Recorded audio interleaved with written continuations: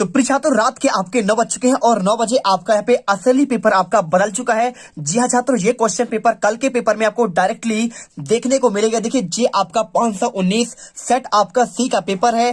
Class आपका 10th गणित का पेपर 100% आपका पेपर आपका चेंज हो चुका है। तो आपको जो भी छात्र यहाँ पे वीडियो देख रहे हैं, बिल्कुल आप इस वीडियो को अंत तक देखिए, स्किप मत करिएगा।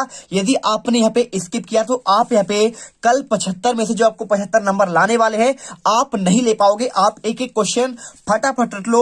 विषय कोड आपका 100 है, पूरा पेपर आपका रियल है। यहाँ पे आप देख सकते हैं प्रॉपर आपका कोडिंग मिलेगा, साथ में आपको हर एक क्वेश्चन यहाँ पे देखिए, सभी पूरे क्वेश्चन आपके 23 हैं और आपको मैं यहाँ पे 23 क्वेश्चन के आपको पूरा पेपर दिखाऊंगा और इनके आंसर लगातार आपको यहाँ पे दूंगा। देखिए, आपके 23 क्वेश्चन पूरा पेपर आपको मैं A to Z आपको यहाँ पे सोल्यूशन देने वाला हूं। अगर मैं बात करूं, देखिए सबसे पहले आपको मैं ऑब्जेक्टिव के आंसर दे रहा हूं। पहला क्वेश्चन लिखा है, समीकरण निकाय x + 2 + 5 बराबर 0 और -3x - 6y का आपका मान क्या होगा?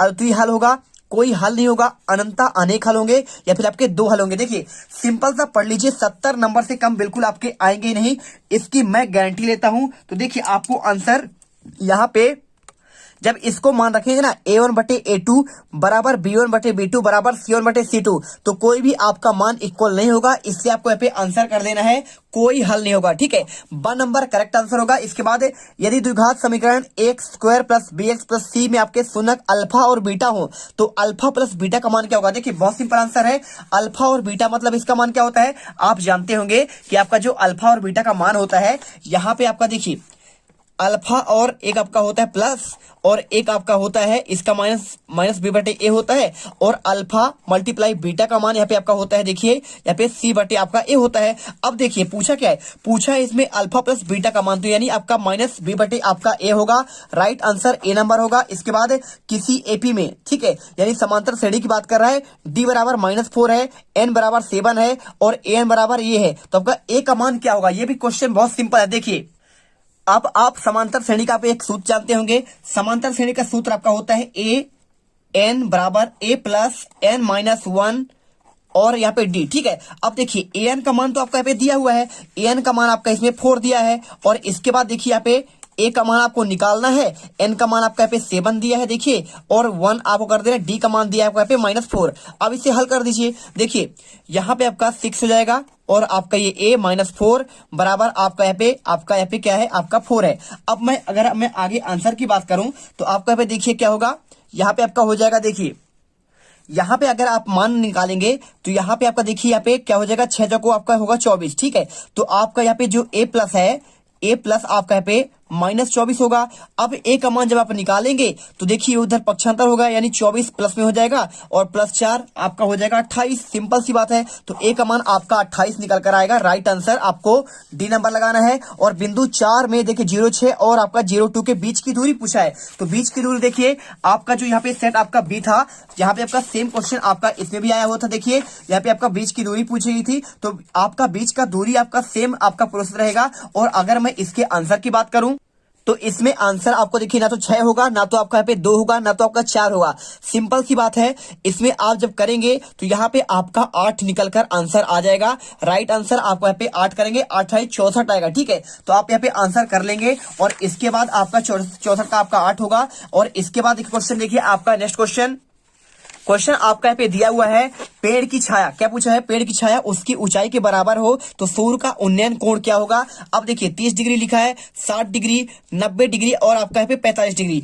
अगर मैं इसके आंसर की बात कर दूं तो आपको देखिए आंसर जब आपका यहाँ पे दोनों बराबर हो तो दोनों बराबर आपका यहाँ पे होता है 45 डिग्री पर। ठीक है, तो आपका राइट आंसर ना तो 30 होगा, ना तो आपका 60 होगा, ना तो आपका 90 होगा। राइट आंसर आपको 45 डिग्री करना पड़ेगा। एक बिंदु Q से एक वृत्त पर स्पर्श रेखाएं आपका 24 सेंटीमीटर है, तो Q की केंद्र से 25 सेंटीमीटर दूरी पर है, तो वृत्त की त्रिज्या क्या होगी? ये भी क्वेश्चन बहुत आपका सिंपल है।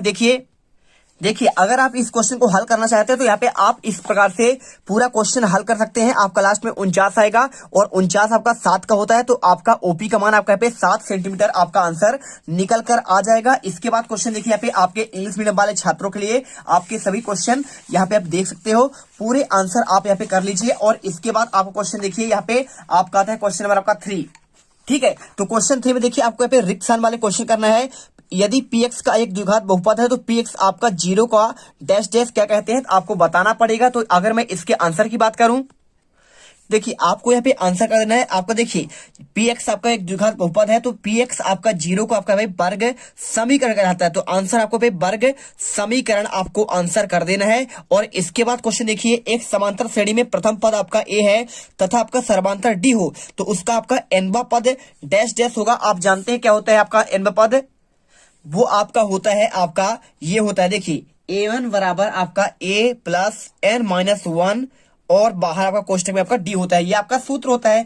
बस आपको इतना ही करना है। इसके बाद क्वेश्चन देखिए आपका पे आता है, यहाँ पे लिखा है तीसरा क्वेश्चन, सभी डैश डैश त्रिभुज आपके क्या है समरूप है। तो देखिए आपका जो क्वेश्चन लिखा गया है यहाँ पे आपका आंसर ही आपका पे सभी त्रिभुज क्या होते हैं आपका समरूप होते हैं। तो आपका आंसर ही आपका पे समरूप होगा। किसी बिंदु की एक्स अक्ष से दूरी आपका पे क्या कहलाता है आपका, देखिए बाई अक्ष से दूरी आपका एक्स का निर्देशांक कहलाता है। क्या कहलाता है, निर्देशांक होगा। और इसके बाद क्वेश्चन देखिए, एक वृत्त की डैश डैश समांतर रेखाएं हो सकती है। तो देखिए एक वृत्त की आपका दो समांतर रेखाएं हो सकती है। ठीक है, अगर आप चाहो तो इसे कैसे कर सकते हैं, देखिए आपको मैं समझा देता हूं।